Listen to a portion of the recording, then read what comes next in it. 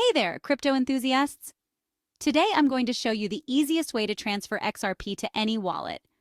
Whether you're new to the world of crypto or just need a refresher, I've got you covered. Let's dive right in. First things first, you'll need a few key pieces of information to make the transaction. These are essential, so take note.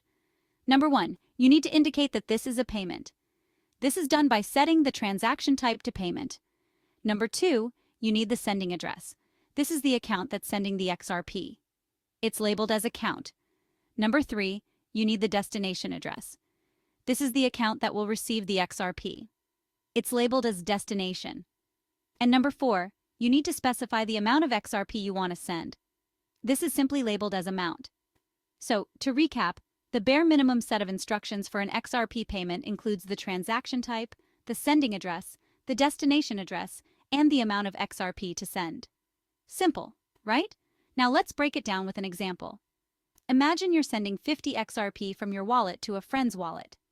Here's what the transaction details would look like. Transaction type payment. Account your wallet address. Destination friend's wallet address. Amount 50. That's it. Once you've got all that information set up, you can go ahead and submit the transaction. If you're using a wallet app or an exchange, the interface will usually guide you through these steps.